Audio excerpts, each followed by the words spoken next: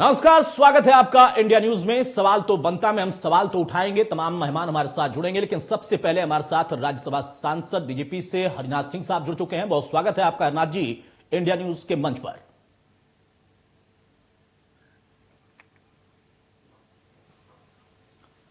हरिनाथ जी, मेरी आवाज आप तक जा रही है? हाँ, बिल्कुल स्पष्ट तौर से आ रही है। हरिनाथ जी, सबसे पहले जो सियासी तपिश इस वक्त बढ़ी हुई है, क्या देख रहे हैं, क्या महसूस कर रहे हैं? कोरोना की चुनौतियां भी बढ़ रही हैं और उत्तर प्रदेश में जो चुनाव है उसकी तपिश भी बढ़ती जा रही है।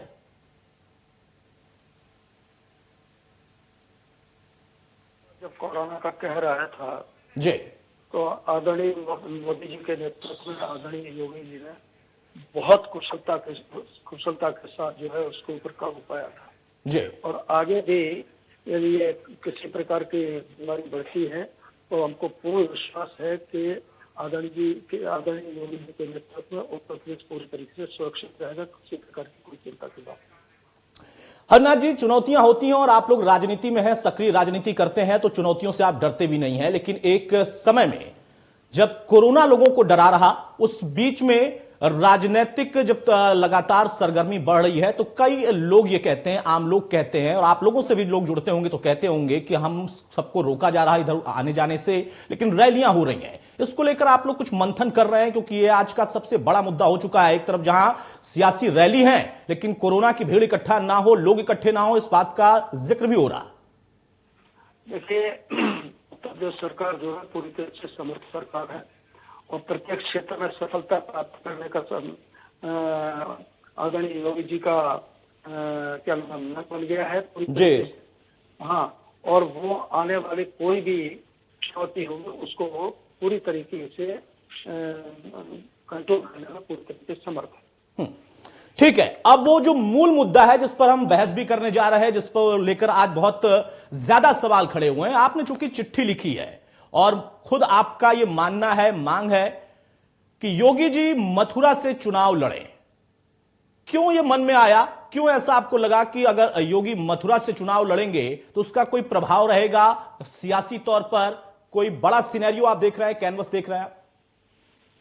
देखिए, ऐसा है कि भगवान राम, भगवान कृष्ण और शंकर जी इस देश की धरती पे कण-कण में समाये हुए हैं और 1000 वर्ष से हमारी आस्था के जो भी केंद्र हैं, ऊर्जा के जो भी हमारे केंद्र हैं, श्रद्धा के जो भी केंद्र हैं, उन्हें विदेशी आक्रांताओं ने रौंदा गया जी। और इसके बाद जो विपक्षी कांग्रेस सहित अन्य विपक्षी सरकारें आई, उन्होंने भी राजनीतिक दृष्टि रखते हुए हमारे श्रद्धा के केंद्रों के साथ अवमाननापूर्ण व्यवहार किया है। और ये आपने देखा होगा कि राम जन्मभूमि मंदिर को लेकर के जब आंदोलन चला तो लोगों को गोलियों से भूना गया। जब सुप्रीम कोर्ट में जब मुकदमा चल रहा तो किसी तरीके से भी व्यवधान खड़ा करने के लिए वकीलों की फौज खड़ी कर दी गई। भारतीय जनता पार्टी जब से आई है, आदरणीय मोदी जी जब से आए हैं, तब से इस देश के जो प्रतीक चिन्ह है, इस देश की जो मानबिंदु है, इस देश की जो परंपरा है, उनको पुनर्स्थापित करने के लिए, उनका पुनरुद्धार करने के लिए, उनका पुनर्निर्माण करने के लिए पूरी तरीके से प्रतिबद्ध है भारतीय जनता पार्टी। और भगवान कृष्ण की जन्मभूमि का जहाँ तक सवाल है, जहाँ मैंने मोदी जी योगी जी को चुनाव लड़ने के लिए पत्र लिखा है, उसके बारे में तो मैं इतना ही कहूंगा कि आदरणीय योगी जी ने 2-3 बार ये कहा कि पार्टी जहाँ से कहेगी वहां से मैं चुनाव लड़ूंगा। हम भारतीय जनता पार्टी का कार्यकर्ता है, अनुशासित कार्यकर्ता है। मैं ब्रज क्षेत्र के अनेक जिलों में गया हूँ, अनेक लोगों से मिला हूँ, तो सभी जो ब्रज क्षेत्र की पवित्र रज है, उस रज के प्रत्येक कण में से आवाज आ रही है कि आदरणीय योगी जी को मथुरा से चुनाव लड़ना चाहिए। इसी दृष्टि से मैंने आज रात्रि को मुझे 2 बार नींद मेरी खुली, तो दोनों बार मुझे लगा कि भगवान कृष्ण मुझे निर्देशित कर रहे हैं, प्रेरणा दे रहे हैं कि मैं अपने नेतृत्व को यह आग्रह करूं कि आदरणीय योगी जी मथुरा से चुनाव लड़े। हरिनाथ जी, आप कह रहे हैं कण-कण से आवाज आ रही है। आप हो सकता है कि अपने तमाम जनता के बीच में जब जाते होंगे तो लोगों की ये राय होगी, आपके मन में भी आया होगा, आपने पत्र लिखा। सवाल इस बात का है कि ब्रज के लिए क्या अलग से योगी जी की जरूरत है? क्योंकि चाहे वो ब्रज क्षेत्र हो, मथुरा हो, अयोध्या हो, काशी हो, ये तो आप लोगों के लिए पहले से ही बहुत ही ज्यादा महत्वपूर्ण था और 2014 के बाद से केंद्र में सरकार आने के बाद से 17 में जब आप लोग फिर सत्ता में आए प्रदेश में भी, तो इस क्षेत्र को लेकर लगातार सक्रियता दिखाई दी। तो उसके लिए अलग से चुनाव लड़ने की क्या जरूरत है, ये भी तो सवाल होगा ना। नहीं, अलग से चुनाव तो कहीं नहीं बात। वैसे तो उत्तर प्रदेश के अंदर प्रत्येक विधानसभा क्षेत्र के सभी कार्यकर्ता और जनता ये चाहती होगी कि अगर योगी जी हमारे निर्वाचित क्षेत्र से बने। लेकिन मथुरा का अपना एक विशिष्ट स्थान है, भगवान श्री कृष्ण का ऐसा एक विशिष्ट स्थान है पूरे देश के अंदर, दुनिया के अंदर करोड़ों लोग उनके भक्त हैं।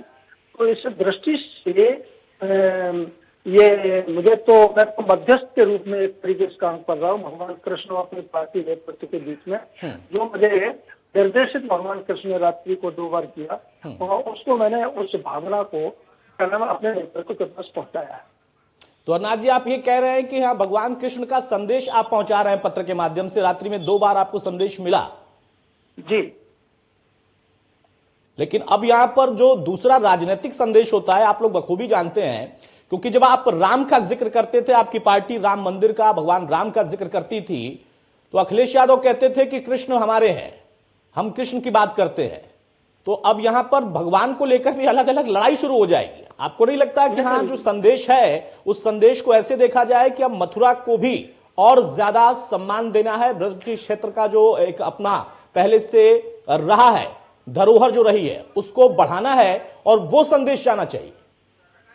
देखिए, ये तो सुनिश्चित है कि जिन लोगों ने भगवान राम जन्मभूमि मंदिर का निर्माण करने के लिए अनेक प्रकार के अहंगे खड़े किए, जिन्होंने गोलियां चलवाई, अन्य प्रकार के बलिदान खड़े किए, जो कदम कदम पर इस देश की आस्था से जुड़े हुए जो बंधु हैं वो उनको स्वीकार नहीं है। तो ऐसे लोग तो फिर कहीं बाई चांस सहयोग से हालांकि दूर दूर तक कोई संकेत नहीं है, लेकिन मान लो 1 मिनट के लिए ताकत मिल भी जाए तो वो तो ये भगवान कृष्ण के बारे में उनकी अलग आर्थों में तो वोट चाहिए, भगवान कृष्ण का नाम भी ले लेंगे। और मैं तो ये कहता हूँ अखिलेश यादव जी वास्तव में भगवान कृष्ण को मानते हैं, भगवान राम को मानते हैं, शंकर जी को मानते हैं, आदि सभी को मानते हैं, तो उन्हें अपने सार्वजनिक मंच से ये बोलना चाहिए कि भगवान कृष्ण की जन्मभूमि पर जो मस्जिद खड़ी हुई है, उनके जन्म गृह पर जहाँ मस्जिद बनी हुई है, उस मस्जिद को हटाया जाए और जैसे काशी के अंदर और अयोध्या के अंदर दिव्यता दी जा रही है, उसी प्रकार से कृष्ण जन्मभूमि को दिव्य बनाना चाहिए। अखिलेश यादव भगवान कृष्ण का अपने को भक्त मानते तो उनको बोले आप मुझ से कहना चाहिए, लेकिन मैं जानता हूँ वो नहीं बोलते। उनके लिए वोट सर्वोपरि है, उनके लिए कुछ विशिष्ट वर्ग के लोगों का वोट चाहिए उन्हें। भगवान कृष्ण उनके लिए, भगवान कृष्ण के प्रति तो मान सम्मान स्वाभिमान चाहिए, वो कहीं पर नहीं है, तो इसलिए वो इस चीज को नहीं बोलेंगे। और दूसरी बात, मैं अपने जो कृष्ण भक्त हैं दुनिया के अंदर, हिंदुस्तान के अंदर फैले हुए हैं, उनसे भी मैं अपील करना चाहता हूँ, ये चुनाव जो है केवल सरकार बनाने के लिए नहीं है, ये चुनाव केवल योगी जी को मुख्यमंत्री बनाने के लिए नहीं है जी। हाँ, ये चुनाव कौन समय आने पर कृष्ण की, भगवान कृष्ण की जन्मभूमि है उसको मुक्त करा करके वहां पर दिव्य भव्य मंदिर खड़ा कर सकता है, उसके लिए। और यह सामर्थ्य, यह चिंतन, यह सोच केवल आ गई है योगी आदित्यनाथ जी में है, बाकी किसी नहीं। हरनाथ जी, जैसा आपने कहा कि भगवान कृष्ण ने रात्रि में आपको संदेश दिया, युद्ध भूमि पर एक दौर में उन्होंने अर्जुन को संदेश दिया था, गीता का पाठ पढ़ाया था, श्लोक समझाया था कि उसको क्या कैसे एक योद्धा को करना चाहिए। आज के दौर में आपको संदेश मिला है और संदेश को आप लोगों तक पहुंचा रहे हैं और बात रख रहे हैं पत्र के माध्यम से कि ये ब्रज के क्षेत्र के कणकण की आवाज है, ये डिमांड है। आपको लगता है कि हाँ, जो मौजूदा परिस्थितियां हैं, पश्चिम उत्तर प्रदेश का इलाका, ब्रज का इलाका, वहां पर जो किसान आंदोलन की वजह से चुनौती थी, तमाम और चुनौतियां हैं, क्या इसकी वजह से एक तरीके से राजनीतिक तौर पर बात कही जा रही है, क्योंकि इस पर भी चर्चा होने लगी है कि यहां दिक्कत थी इस वजह से ऐसी चीजें बताई जा रही हैं, या वाकई संदेश था भगवान श्री कृष्ण का? अक्षरशः अगर आप बताएं तो दर्शकों के लिए समझना और आसान होगा। देखिए, ऐसा है कि मैंने कहा कि भगवान कृष्ण इस देश की धरती के कंकड़ में समाये हुए हैं, भगवान राम इस देश की धरती के कंकड़ में समाये हुए हैं जी। और 1000 साल तक मुगल आक्रांताओं ने, बाकी विदेशी आक्रांताओं ने हमारे मनोबल को तोड़ने के लिए हमारे देश की जो असली पूंजी है, जिनके कारण से, जिन प्रतीकों के कारण से भारत की पहचान है, उनको ध्वस्त करने का प्रयास किया। लेकिन वो तो हिंदू समाज की एक शक्ति कहनी चाहिए, जो जिसके कारण से हमने अपने को जीवंत रखा और इस देश की धरती से भगवान राम कृष्ण शंकर जी को निकाल दिए हैं तो भारत जो भारत नहीं रहता है जी। तो दूसरे जो आपने राजनीतिक कारणों की संकेत किया, तो मैं एक बात आपको कहना चाहता हूँ कि पूरे पश्चिम से लेकर पूर्व तक उत्तर प्रदेश का जो किसान है, जो छोटा किसान से लेकर के मध्यम वर्गीय जितना भी किसान है, वास्तव में जो किसान है, जो हल चलाता है, जो खेत जोतता है, वो सब भारतीय जनता पार्टी के साथ है। और आदरणीय योगी जी ने योगी नीति से, माननीय मोदी जी के मार्गदर्शन में गांव के लिए, गरीब के लिए, किसान के लिए, मजदूर के लिए, कानून व्यवस्था के सवाल पर जो देश का, उत्तर प्रदेश का चेहरा जो परिवर्तित किया है, जो उत्तर प्रदेश बीमारू प्रदेश के नाम से जाना जाता था पूरे देश के अंदर और देश के बाहर, आज वही उत्तर प्रदेश जो है सही रास्ते पर गया है और उत्तर प्रदेश की ओर, राम राज्य की ओर बढ़ रहा है। हरनाथ जी, सवाल एक दो और आखिरी में लूंगा आपसे।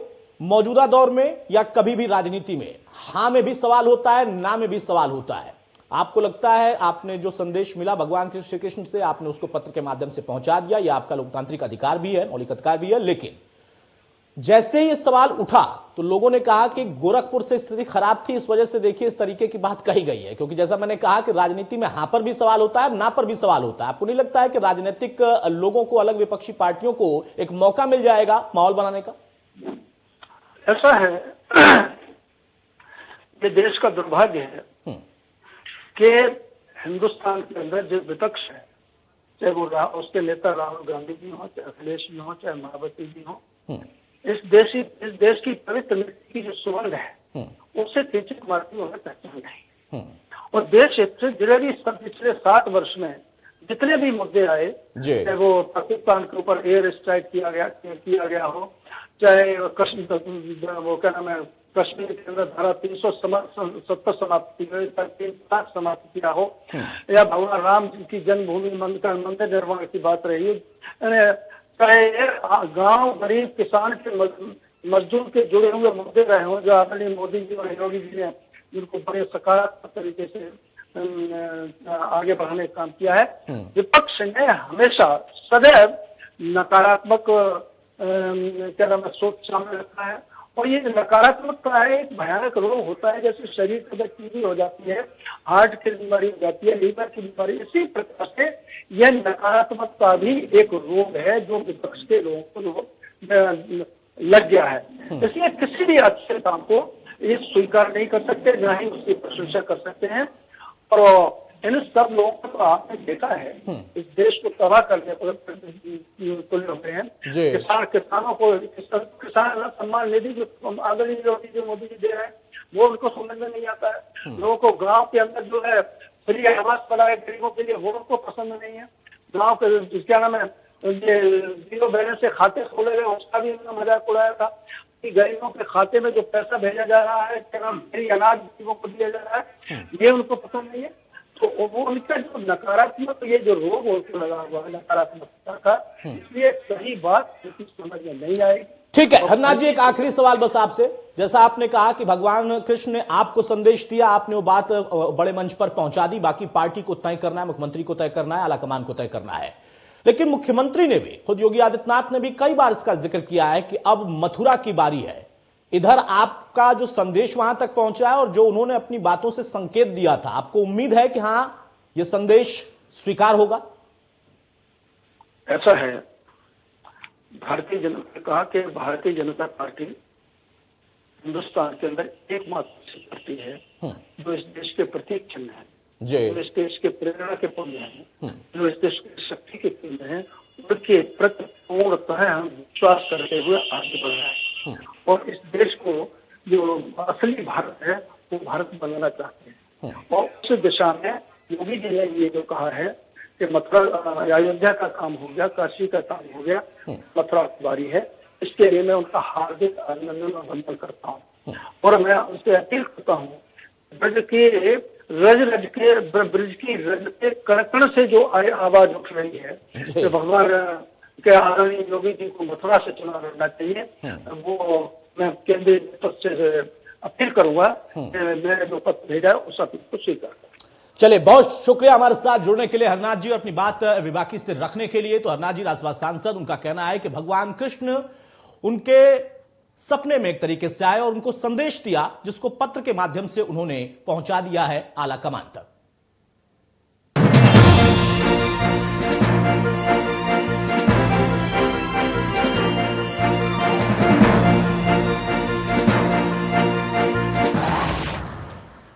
तो यूपी में इस वक्त सियासी तपिश बढ़ी हुई है। अब सभी राजनीतिक दल टिकट को लेकर अंतिम फैसला लेने में लगे हैं। सभी दल एक एक सीट के हिसाब से सियासी समीकरण सेट कर रहे हैं। लेकिन इन सबके बीच सीएम योगी आदित्यनाथ को लेकर खबर आ रही, जिसका हम जिक्र कर रहे थे कि वो भी विधानसभा चुनाव लड़ सकते हैं। सियासी गलियारों में जैसे ही यह खबर सामने आई है कि सीएम योगी खुद विधानसभा चुनाव लड़ने वाले हैं, तो चर्चा यह शुरू हो गई कि वो विधानसभा चुनाव आखिर कहां से लड़ेंगे। राजनीतिक रणनीतिकारों की माने तो बीजेपी योगी आदित्यनाथ के लिए एक ऐसी सीट का खोज कर रही है, तलाश कर रही है, जहां से चुनाव लड़ने से न सिर्फ उस सीट पर असर आए, बल्कि आसपास के जिले को भी उस सियासी समीकरण को सेट करने में वहां पर समर्थन मिले, साथ मिले। इसके साथ ही इस बात पर भी ध्यान रखने की कोशिश की जा रही है कि योगी आदित्यनाथ के लिए जिस भी सीट का चुनाव हो, उसके कारण उनके व्यस्त चुनावी कार्यक्रम पर कोई खास प्रभाव ना पड़े। वहीं एक तरफ इस बात को लेकर चर्चा हो रही है कि सीएम योगी आदित्यनाथ कहां से चुनाव लड़ेंगे, वहीं दूसरी तरफ राज्यसभा सांसद हरनाथ सिंह यादव को बीजेपी के राष्ट्रीय अध्यक्ष जेपी नड्डा को चिट्ठी लिखकर सीएम योगी को मथुरा से चुनाव लड़ने का जो अनुरोध था, उसको हमने दिखाया भी। अब चर्चा यह है कि योगी आदित्यनाथ अयोध्या या फिर अपने क्षेत्र गोरखपुर से भी विधानसभा चुनाव में हाथ आजमा सकते हैं।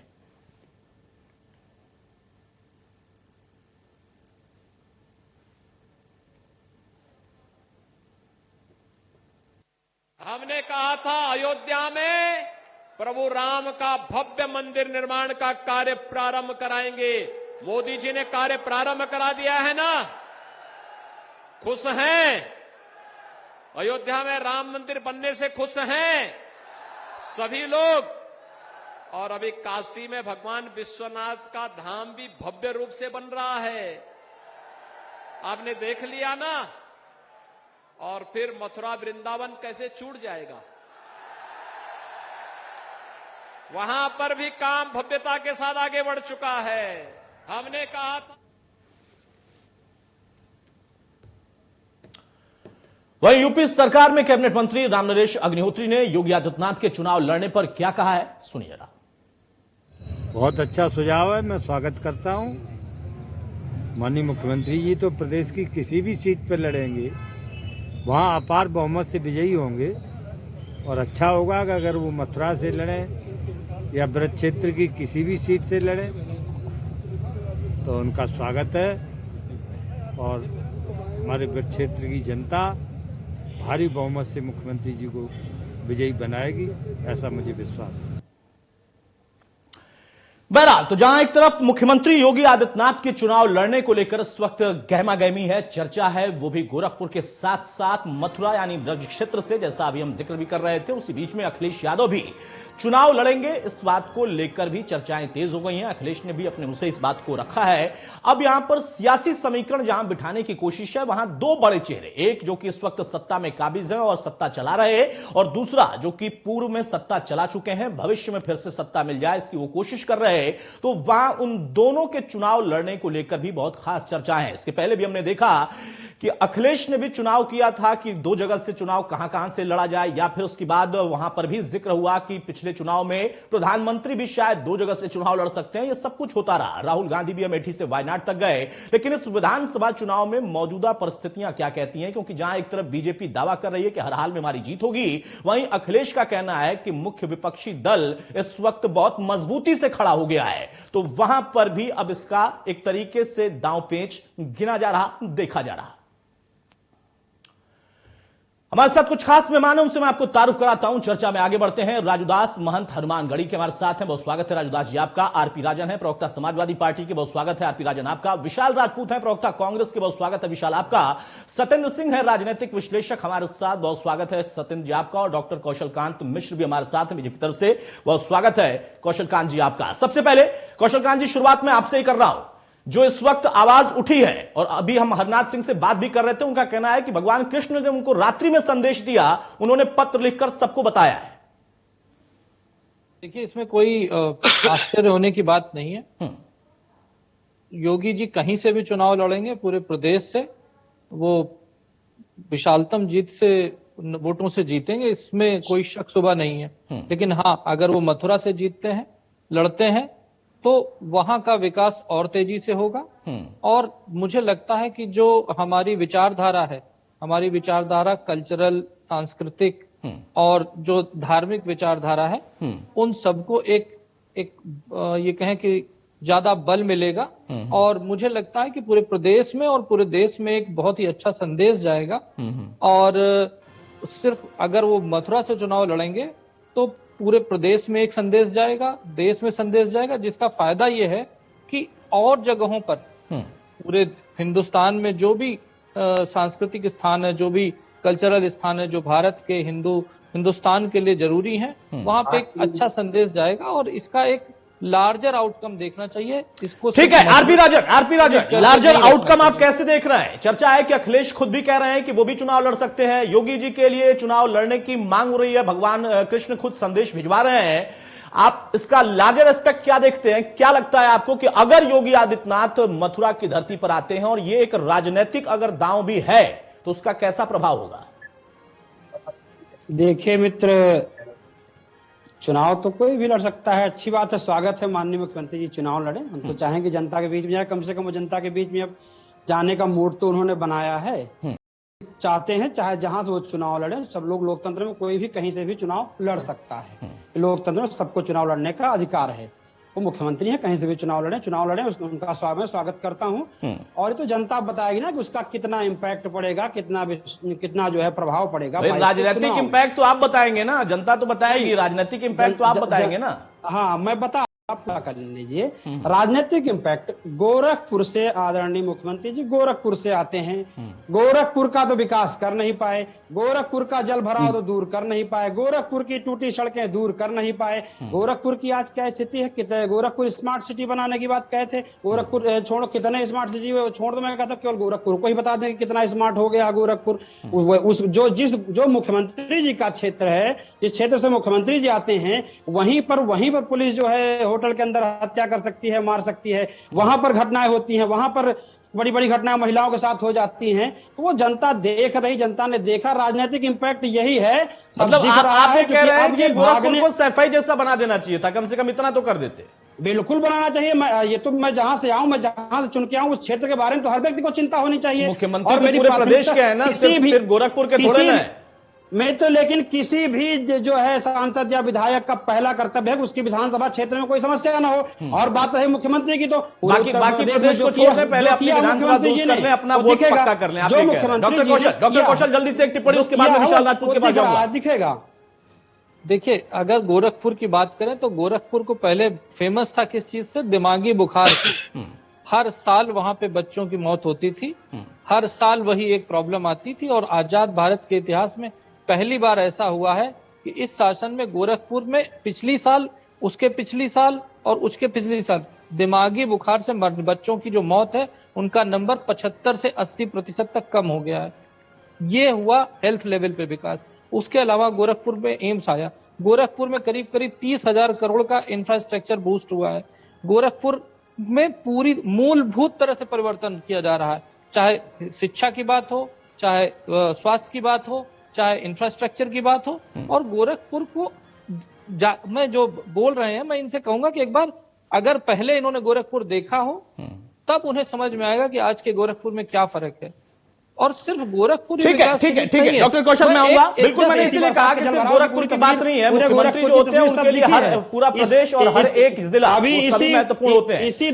विशाल राजपूत, 2 लोगों के चुनाव लड़ने को लेकर बहुत सरगर्मी है। कांग्रेस इसको कैसे देख रही है? क्योंकि अगर हम इसका राजनीतिक परिप्रेक्ष्य देखें तो बीजेपी की तरफ से कहा जा रहा है कि अगर ये किया जाता है, पार्टी फैसला लेती है, तो एक बड़े क्षेत्र पर उसका प्रभाव पड़ेगा, सिर्फ मथुरा की सीट पर प्रभाव नहीं पड़ेगा, एक सीट पर प्रभाव नहीं आएगा। देखिए, जो ये लोकतंत्र है, इसमें ये स्वस्थ परंपरा है, हर व्यक्ति को कहीं से भी चुनाव लड़ने का अधिकार है, चुनाव लड़े। हाँ, अगर चुनाव की यदि पिछला इतिहास देख लिया जाए तो उपचुनाव में कहीं योगी जी को उपचुनाव के रिजल्ट का डर तो नहीं है। जिस तरह उपचुनाव में अपने गृह जनपद की सीट ही हार गए, और जिस तरह भाई साहब बोल रहे थे भारतीय जनता पार्टी के प्रवक्ता कि बीजेपी की गोरखपुर में दिमागी बुखार है, तो मैं गोरखपुर के दिमागी बुखार के बारे में नहीं जान रहा हूँ, मगर योगी आदित्यनाथ के दिमागी बुखार का तो इलाज जनता इनका 2022 में करेगी। और मथुरा संभल के जाइएगा, क्योंकि पश्चिम का क्षेत्र है जहां किसान आंदोलन लंबे वर्षों के किसान आंदोलन की मार को झेलता रहा है। आज भी वहां का किसान जो है वो चौराहों पे लाठी लेके बैठा हुआ है, आवारा पशुओं को लेके। इसलिए थोड़ा संभल के जाइए, क्योंकि आज पूरे प्रदेश में आप देख लीजिए, अभी दूरबीन लेके अपराधी ढूंढ रहे थे, और खुद हमारे प्रधानमंत्री के बगल में गृह राज्य मंत्री जी बैठे हुए थे, जिनका लड़का आज एसआईटी की जांच में अपराधी घोषित हो गया है। तो कुल मिला के आज इस देश को अच्छे स्वास्थ्य की, अच्छे शिक्षा की, रोजगार की जरूरत है, एक स्वच्छ वातावरण की जरूरत है। और आज भारतीय जनता पार्टी ने आज 5 साल कुछ नहीं किया, इसीलिए आज वो धर्म, मंदिर, मस्जिद कर रही है। आज उत्तर प्रदेश की आम जनमानस से सवाल पूछने के लिए तैयार है। आए योगी जी। विशाल भाई, आप ये कह रहे हैं मोटा मोटा कि असल में गोरखपुर में हालत खराब है, उपचुनाव के परिणाम को भी देखा है, इस वजह से वो इधर चुनाव लड़ने आ रहे हैं। जी बिल्कुल बिल्कुल। तो अमेठी में भी हालत खराब थी क्या जब राहुल गांधी वायनाड चले गए थे? आप गोरखपुर में अमेठी में भी हालत खराब थी, तभी वायनाड गए थे राहुल गांधी। देखिए, इतना झूठ का पुलंदा कहीं भी बांटा जाएगा। अरे अभी आप ही तो कह रहे हैं, जब उनके लिए आप ये कह सकते हैं तो यही बात तो आपके लिए कहेंगे कि हालत खराब थी इसीलिए वायनाड गए थे।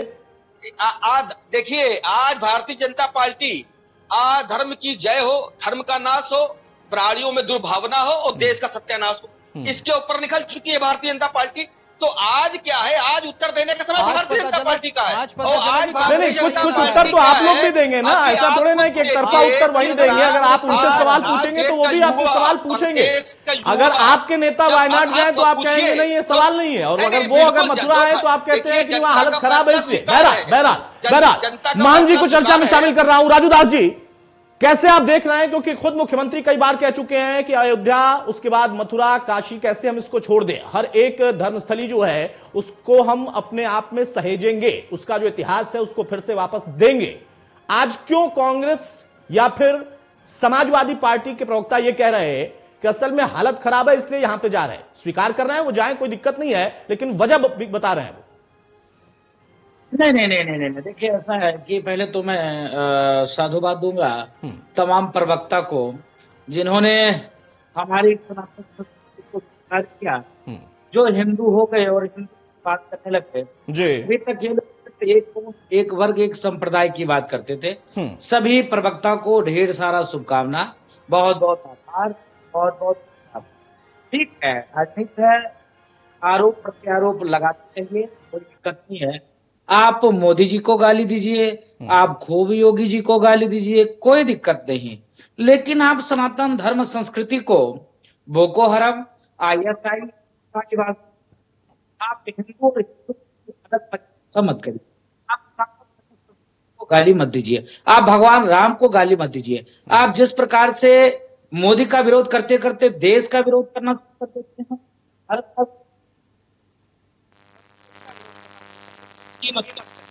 इस प्रकार से लड़े।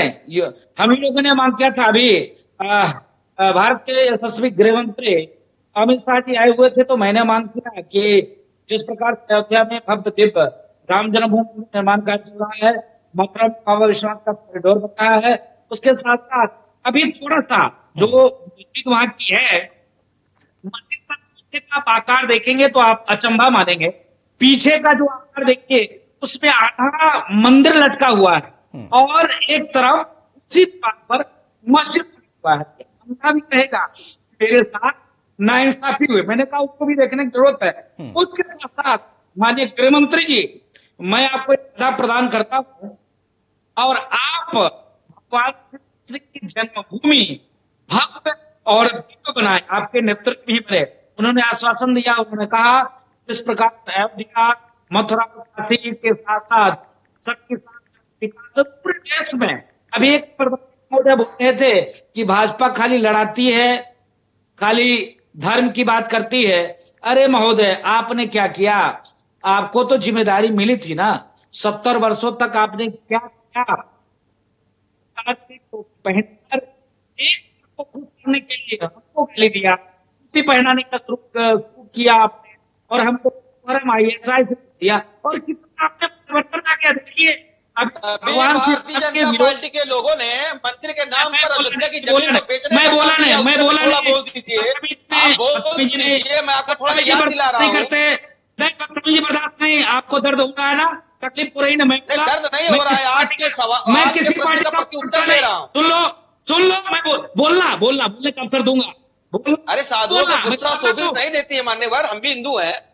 अरे हिंदू है तो बीच में साधु सौम्य होता है, सौम्यता से बोलिए, सौम्यता से बोल रहे हैं। नहीं बोला था, दूसरे के बीच में क्यों बोल रहे हैं? मैं बोलता हूँ, मैं बोला आपको, प्रश्न हमसे किया जा रहा है। सुनने की क्षमता रखो, आप बोलना जी, सुनने की क्षमता रखो, आप बोलना, बोलने का मौका। आप जब बोले मैं भी बोल सकता था, मैं बोला, मैं जब भाजपा का प्रवक्ता आएगा तो तुम लड़ जाना भैया, उसकी तुम हत्या कर देना। मान जी बोलिए, आप बोलिए। हत्या करने का अधिकार गोडसेवादियों को है। अरे भाई विशाल राजपूत, शांत हो जाइए भाई। अरे गोडसेवादी गांधीवादी अभी मत करिए, जो मुद्दा है उस मुद्दे पर रहिए। अगर आप मुख्यमंत्री के दिमागी बुखार का जिक्र कर सकते हैं तो वो भी आपको बता सकते हैं। उनका यही कहना है कि वो जब आप बोल रहे थे तो सुन रहे थे, आप सुन लीजिए, बाद में अपनी बात रख लीजिएगा। वो तो किसी पार्टी के प्रवक्ता नहीं है ना, सुन लीजिए। मान जी जल्दी से अपनी बात पूरी करिए। जिस हिसाब से ये इन्होंने देखिए, अभी कितनी तकलीफ होने लग गया जब भगवान श्री राम से बढ़ के बापू नहीं है। बापू ने भी मरते मरते हे राम कहा था, लेकिन इन लोगों ने नहीं माना। और जिस प्रकार से सनातन संस्कृति और भगवान राम को गाली देने का काम होता है, ये लोग नहीं बोलते, लेकिन बापू को किसी ने गाली दिया, मैंने विरोध किया, मैंने कहा इसकी गिरफ्तारी होनी चाहिए, इसके ऊपर कार्रवाई होनी चाहिए, लेकिन इन लोग ये अभी तुरंत भाजपा प्रवक्ता बनाकर मेरे ऊपर जुट गए। जरा सा भी इन लोगों की लाज शर्म नहीं लगता। ये लोग गिरगिट जैसे रंग बदलने वाले लोग हैं, ये काले लोग हैं। अभी तक राहुल गांधी का मंदिर जाते लड़की छेड़ने के लिए, और इन्होंने भगवान श्री राम की जन्मभूमि में 17 से 18 वकील खड़ी कर दिए विरोध में। आज क्या परिवर्तन आ गया कि जनों पहनना शुरू कर दिया? क्या परिवर्तन आ गया कि जब हम मंदिर जब राम पर गोली चलाते हैं तो बताते हैं अपना जान सहित राम जन्मभूमि दर्शन करने जाते। लग रहा है मंदिर पार्टी के कार्यालय। ठीक है, चलिए अब शांत हो जाइए आप दोनों लोग बहुत जल्दी से। सत्येंद्र जी, एक राजनीतिक विश्लेषक के तौर पर आप इस पूरे प्रकरण को कैसे देख रहे हैं? क्योंकि खबर आते ही देखिए उसका कितना असर दिख रहा है, खलबली है। स्वीकार कर रहे हैं कि कुछ लोकतंत्र है, कोई कहीं से भी लड़ सकता है, लेकिन उसके बाद बाकी सारी चीजें भी गिनाने लगे। और बीजेपी के लिहाज से इसको आप कैसे देख रहे हैं? अगर यह कृष्ण का संदेश है, यह योगी का संकेत है, या फिर कहें कि राजनीतिक तौर पर उठाया गया कदम हो सकता है? नहीं देखिए सर, यहाँ पे जो ये बात आ रही है कि भाई चुनाव है और लोकतंत्र है तो कोई भी कहीं से भी खड़ा हो सकता है, लेकिन कौन कहाँ से खड़ा होगा उसके बहुत ही रणनीतिक परिणाम होते हैं, और उसको बहुत ही मंथन करके ही कोई इसको डिसाइड करता है। फिर आप ये देख रहे हैं कि जो किसान आंदोलन इधर हुआ, उसका इम्पैक्ट जो पश्चिमी उत्तर प्रदेश में पड़ा, उसको कहीं ना कहीं कंपनसेट करने के लिए ये कवायद हो सकती है कि उनको मथुरा से लड़ाया जाए, ताकि पश्चिम के क्षेत्र में एक अच्छा प्रभुत्व वहां से मिलके आए। आपने देखा होगा कि जब लोकसभा का इलेक्शन हुआ था 2019 में और उससे पहले 14 में, तो प्रधानमंत्री जी जो मोदी साहब हैं वो वाराणसी से लड़े थे, तो उनका उन्होंने गुजरात छोड़ी थी, लेकिन वो यहाँ पर आए थे। तो इसका भाव ये था कि वो पूरा जो ये यूपी का जो ये कैनवस है, ईस्टर्न यूपी वाला और बिहार का उधर के क्षेत्र को, वो पूरा कहीं ना कहीं इम्पैक्ट होता है। बिल्कुल, तो अगर हम ये माने कि जब आपका अयोध्या हो गया और काशी हो गया, जिसमें उन्होंने टैप कर लिया है और एक अच्छा वहां पे विकास की योजना और बाकी चीजें हो गई हैं, तो अगर हम ये माने कि जो मथुरा है तो उसका जो इम्पैक्ट होगा वो सारे हिंदूज को जो कंसोलिडेट करना है, वो एक इम्पैक्ट डेफिनेटली आएगा। और एक बहुत बड़ी बात है कि यूपी के चुनाव में आप हमेशा देखेंगे कि जो जातिगत समीकरण है उसका भी बड़ा इंपॉर्टेंट रोल होता है। और बिल्कुल, बिल्कुल। समाजवादी पार्टी तमाम छोटे छोटे दलों से और जातिगत समीकरणों के साथ में आ रही है, तो उसको अगर काउंटर करना है तो आपको ऑब्वियसली बड़ी लकीर खड़ी करनी पड़ेगी। और ये तभी हो सकता है कि आप जातिगत चीजों से उठाते हुए सारे हिंदू को एक संगठित रूप में लेके आ जाएं, तो वो भी एक बहुत इंपॉर्टेंट है। और तीसरा इम्पैक्ट ये है कि अभी आप देख रहे हैं कि पश्चिम क्षेत्र में काफी हद तक विकास की परियोजनाओं को इनॉग्रेट किया गया है और किया जा रहा है, वहाँ इन्वेस्टमेंट के बहुत लंबे लेवल आ रहे हैं। तो इन सभी चीजों को वो वोट और वहां के परिणामों के ऊपर कन्वर्ट करने की कोशिश हो सकती है। तो सत्यन जी, चूंकि आपने जाति का जिक्र किया, वैसे तो कृष्ण सभी के हैं, लेकिन जब आप जाति का जिक्र कर रहे हैं तो एक दौर में इस चर्चा को लाया गया था कि बीजेपी राम राम कहती है तो हम कृष्ण कृष्ण कहेंगे, और यदुवंशी का जिक्र हुआ था। क्या आप कहीं से उसको क्लब कर रहे हैं, कहीं जोड़ने की कोशिश कर रहे हैं? नहीं, मैं इसको जोड़ने की कोशिश नहीं कर रहा। मैं ये कह रहा हूँ कि जब पूर्व में इलेक्शंस हुए, 14 में हुए, 17 में हुए, 19 में हुए, और जो मोदी लहर के ऊपर हम लोग कहते हैं कि मोदी लहर आई थी, तो जो जातिगत समीकरण थे, चाहे वो बसपा के संदर्भ में कहें या सपा के संदर्भ में करें या अन्य दलों के संबंध में कहें, तो कहीं ना कहीं वो नगण्य हो गया था। तो अगर ये चीज हम फिर से कंसोलिडेशन की बात करें कि भाई आप जातिगत समीकरणों में ना पड़े और एक संगठित होके आप भाजपा, जिसको हम कहते हैं कि वो सांस्कृतिक विरासत को कहीं ना कहीं लेके चलना चाहती है, आगे बढ़ाना चाहती है, जिसको हम कई बार हिंदू या हिंदुत्ववादियों से जोड़ देते हैं, तो उसको वो कंसोलिडेट करना चाहेंगे, मेरा ये मानना है। ठीक है। अभी आप ये देखें कि अभी जैसे राम को हम, अभी आपने यहाँ पे बात कही कि राम को हम क्षत्रिय मानते हैं और जिस हिसाब से है, तो ऐसे परशुराम जी के ऊपर भी अभी यहाँ पे राजनीति शुरू हो गई। अभी इनॉग्रेट हुआ यूपी में, लखनऊ में। तो आप इसको जातिगत पे, अब ब्राह्मण है, क्षत्रिय है, यादव है, यदुवंशी है, या अन्य लोगों को आप यहाँ पे कहीं ना कहीं सामने लाने की कोशिश करते हैं, तो ये तो आपके अपने जातिगत समीकरण हो सकते हैं। नहीं, बिल्कुल। और इसको कहने में कोई संकोच इसलिए मुझे नहीं है क्योंकि राजनीति में देखिए, भगवान को भी ये लोग बख्शते नहीं है।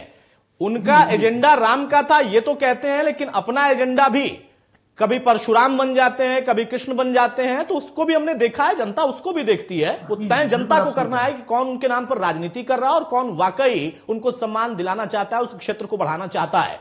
डॉक्टर कौशल, अब सवाल यहां पर ये जो आरपी राजन कह रहे हैं और जो बात विशाल राजपूत कह रहे हैं कि गोरखपुर में हालत खराब है, स्थिति इस वजह से, या फिर सैफई नहीं बना पाए गोरखपुर को, इस वजह से अब यह आपको सिगुफा छोड़ना पड़ रहा है, मजबूरी है। 5 साल आपने काम नहीं किया, कहीं आप जनता के बीच में नहीं गए, इसलिए अब आपको क्षेत्र बदलना पड़ रहा है। ये इनको कुछ ना कुछ तो बोलना है ना। अगर ये लोग खलबली नहीं होती तो इनको क्या प्रॉब्लम थी, कोई भी कहीं से भी लड़े, इनको क्या दिक्कत है। लेकिन वो ये हर चीज में कमी निकालने की कोशिश करेंगे। और गोरखपुर के डेवलपमेंट की बात कर रहे हैं तो ये समझ लीजिए कि करीब 9,000 करोड़ रुपए का एक फर्टिलाइजर प्लांट लगा है, 11,000 करोड़ रुपए का एम्स बनाया गया है। इसके अलावा बीआरडी मेडिकल कॉलेज में आईसीएमआर की एक यूनिट पूरी शुरू की गई कोविड को लेकर के। तो जो वहां पे मूलभूत परिवर्तन किया जा रहा है उससे सब घबराए हुए हैं। और ये मूलभूत परिवर्तन सिर्फ वही नहीं है ये मूलभूत परिवर्तन पूरे प्रदेश में है। आप देखिए 12 लाख से अधिक प्रधानमंत्री आवास का निर्माण किया गया है, करीब करीब 1 लाख आवास का निर्माण ग्रामीण तौर पे चीफ मिनिस्टर की योजना से किया गया है। करीब करीब 1.5 करोड़ घरों में बिजली पहुंचाई गई है, 3,000 ग्राम पंचायतों में जल पहुंचाया गया। तो जो, और ये सिर्फ गोरखपुर नहीं, ये पूरे प्रदेश में किया जा रहा है। उज्ज्वला योजना शुरू की गई, सोचिए करीब करीब 2.5 करोड़ शौचालयों का निर्माण किया गया, करीब 1.5 करोड़ परिवारों को निःशुल्क गैस कनेक्शन दिए गए। तो ये पूरे प्रदेश में हुआ। और योगी जी किसी भी सीट पे खड़े हो जाएंगे, वो जीत के आ जाएंगे। और जो आप बात कर रहे थे कि राम और कृष्ण की बात कर रहे थे, भारतीय जनता पार्टी जब से अस्तित्व में आई है उसका हमेशा से एक आत्मा रही है धर्म। और वो धर्म क्या है? हिंदुस्तान का धर्म। वो कल्चरल जितनी भी सांस्कृतिक धरोहर है उसको बचाने का काम कर रही है। ये इनकी तरह रंग नहीं बदलती गिरगिट की तरह कि ये जब चाहे तब राम के हो जाएं, जब चाहे तब परशुराम के हो जाएं, जब चाहे जनेऊ पहन लें और जब चाहे टोपी लगा लें। और यदुवंश की बात कर रहे थे, मुल्ला मुलायम सिंह जी का बेटा यदुवंशी हो ही नहीं सकता। बड़ा क्रिस्टल क्लियर बता रहा हूं, ये सिर्फ ड्रामा कर रहे हैं। जो आदमी राम का ना हुआ वो परशुराम का क्या होगा? अरे क्या तुम, आपसे सर्टिफिकेट लेने की जरूरत नहीं। ठीक है राजन साहब, बहुत जल्दी से राजन साहब, आरपी राजन जवाब दीजिए। आरपी राजन जवाब दीजिए। आप सवाल लीजिए, आप बीच में नहीं बोल रहा हूँ। सवाल आप गलत बोलेंगे तो इंटरप्ट करेंगे। आप सुनिए, बताओ क्या गलत बोला? आप बताइए। नरेश अग्रवाल जी कहाँ हैं? विस्की में राम, रम में राम, विस्की में सीता, रम में राम, विस्की में सीता, गोबर के गौरी गणेश स्वामी प्रसाद मौर्य आज किसके साथ हैं? भूल गए। भारतीय जनता पार्टी तो ऐसी पार्टी है, ऐसी वॉशिंग मशीन इनके यहाँ है कि आप जो है भ्रष्टाचारी डालिए वो सफेद हो जाएगा, आप धर्म का विरोधी डालिए वो धार्मिक हो जाएगा। राम नरेश अग्रवाल जी कहाँ हैं? आप बताइए ना। विस्की रम में राम, विस्की में सीता, एक शब्द उस पर बोल दीजिए। जवाब नहीं है, जवाब नहीं है कौशल कांत जी। आप अरे आप बताइए ना, आपके पास जवाब नहीं है। आप बताइए चंदा चोरी का काम भगवान राम के नाम पर चंदा चोरी का। अरे आरती राजन चंदा चोरी का बार बार जिक्र करते हैं, कितने प्रमाण आप लोग ले आए भाई? सवाल यहाँ पर यह है कि जब आप खुद ये मान रहे हैं कि अगर किसी को कहीं से चुनाव लड़ना है तो वो लड़े, तो फिर उसमें दिक्कत क्या, इफ्फत क्या है? आप भी लड़िए, आपके नेता भी गए थे लड़ने, आपके नेता भी भविष्य में लड़ने जाएंगे। सिर्फ इस पर सवाल है, डॉक्टर कौशल का इस पर सवाल है। बहुत जल्दी से आरती राजन, उसके बाद में विशाल राजपूत के पास जाऊं, समय थोड़ा कम है, माफी चाहूंगा। एक एक करके बोले। डॉक्टर कौशल कांत प्लीज शांत हो जाइए आप। डॉक्टर कौशल भाई आप शांत हो जाइए प्लीज। डॉक्टर कौशल आप शांत हो जाइए। आरपी राजन मेरा सवाल आपसे है। अरे आरपी राजन मेरा सवाल सुन लीजिए। अरे भाई सुन लीजिए, चिल्लाइए मत, सुन लीजिए। मेरा सवाल सिर्फ इतना है कि अगर कोई कहीं से चुनाव लड़ सकता है तो फिर आपको दिक्कत क्या है? बस इसका जवाब दीजिए, समय थोड़ा कम है सर, बाकी मेहमान भी। लोकतंत्र में कोई भी चुनाव है, हमें कोई तो लड़े ना, तो फिर आप क्यों कह रहे हैं कि सफाई नहीं बना पाए, वो नहीं कर पाए? अरे कौशल कांत जी को शांति सुन तो लो कम से कम। कौशल भाई सुन लीजिए। कौशल भाई डॉक्टर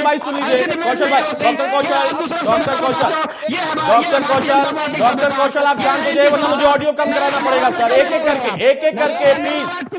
डॉक्टर कौशल शांत हो जाइए। Doctor Kaushal Kant Mishra please शांत हो जाइए आप, प्लीज। डॉक्टर कौशल ऐसे नहीं, ऐसे चर्चा नहीं हो सकती सर, प्लीज ऐसे चर्चा नहीं हो सकती, इसका कोई मतलब नहीं है। कोई नहीं सुन पा रहा है। डॉक्टर कौशल आपका ऑडियो में कम करा रहा हूं। आरपी राजन, अगर कोई कहीं से चुनाव लड़ सकता है, ये खुद आप अपने मुंह से कह रहे हैं, तो फिर क्यों कह रहे हैं कि नहीं गड़बड़ था इसलिए गए? आपके नेता भी जाते हैं, भविष्य में भी जाएंगे, उनका चुनाव लड़ने का अधिकार है, लोकतांत्रिक अधिकार है।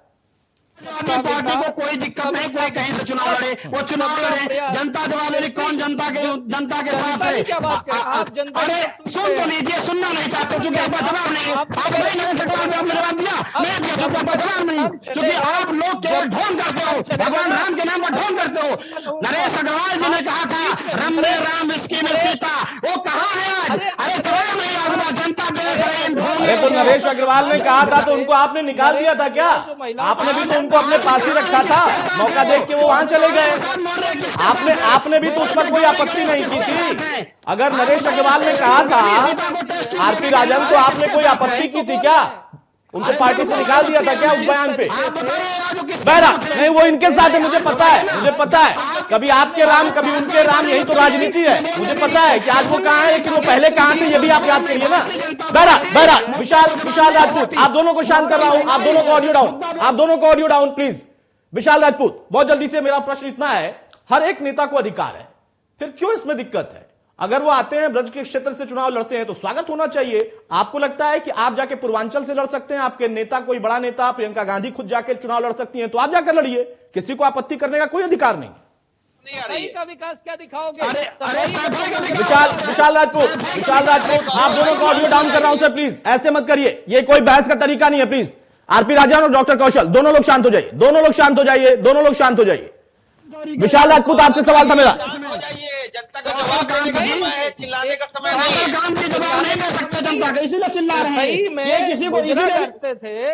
अरे कौशल भाई, आपसे बार बार कह रहा हूं शांत हो जाइए। डॉक्टर कौशल आप तो बड़ी सभ्यता से सबको सुन रहे थे, अब क्या हो गया?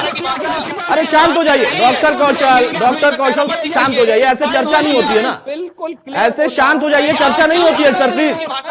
डॉक्टर कौशल अरे विशाल राजपूत आपसे मेरा सवाल था, आप अपनी बात शुरू करिए। विशाल राजपूत और आरपी राजन आप भी शांत हो जाइए। आरपी राजन अगर वो शांत नहीं हो रहे हैं तो कम से कम आप शांत हो जाइए, आप ही सभ्यता दिखा दीजिए। दूसरों को ज्ञान देना है लेकिन खुद उसको आपको अमल में नहीं लाना है। विशाल राजपूत जल्दी से अपनी बात रखिए। आपके नेता भी लड़ सकते हैं, प्रियंका भी जाकर पूर्वांचल से, मध्यांचल से, उदांचल से कहीं से भी चुनाव लड़ सकती है, आपको अधिकार है, कोई आपत्ति क्यों करेगा? इसमें बाहर हो रहे हो, जब तक मेरी बात पूरी करने नहीं दी जाएगी, डॉक्टर कौशल ऐसे बात पूरी नहीं हो पाती है, और ये जिद है, ये जिद है। नहीं, जब तक मेरी बात पूरी करने नहीं दी जाएगी मैं बोलता रहूंगा। ये तरीका नहीं होता है चर्चा का, ये नहीं, ये तरीका नहीं होता है चर्चा का। मैं आपको बाद में मौका दे दूंगा, लेकिन अगर ऐसे करेंगे तो मैं किसी को मौका नहीं दे पाऊंगा, मैं किसी को नहीं दे पाऊंगा। मगर मुझे नमस्कार करना पड़ेगा आखिरी में, मेरा एक समय है, बाध्यता है। किसकी बात कर रहे हैं आप? अरे सबकी बात कर रहा हूं मैं। अगर आप लगातार ऐसे बोलेंगे और वो आपके बीच में बोलेंगे तो किसको कौन सा सुनाई दे रहा है? ना दर्शक समझ पा रहे हैं, ना हम समझ पा रहे हैं, बाकी लोग इंतजार कर रहे हैं। और ये कौन सी जिद है? नहीं, अगर आप ये कह रहे हैं कि ये जिद है मेरी कि जब तक आप मुझे बोलने नहीं देंगे मैं चुप नहीं होऊंगा, तो इसका कोई औचित्य नहीं है सर। नहीं, ये कोई औचित्य नहीं है, ये कोई औचित्य नहीं है कि आप इस तरीके से बोलेंगे। विशाल राजपूत, आपसे मेरा सवाल था, फिर से दोहरा देता हूं। किसी को भी अधिकार है कहीं से चुनाव लड़ने का, आपको क्यों आपत्ति है? बहुत जल्दी से, समय बिल्कुल कम है मेरे पास। देखिए, वर्तमान में जो भारतीय जनता पार्टी के प्रवक्ता जो इतना लंबा चौड़ा जो खाका बता रहे थे, आज यही स्थिति होती तो आज इनको धर्म का सहारा न लेना पड़ रहा होता। आज इन्होंने जो 2 करोड़ युवाओं को रोजगार की, हम हमेशा से शांत रहिए कौशल जी, शांत रहिए, बहुत बोल चुके हैं आप, थोड़ा शांत रहिए, सुनने की क्षमता रखिए, सुनने की क्षमता रखिए। बातों से प्रदेश नहीं चलता है, जंगल राज बना के रख दिया है।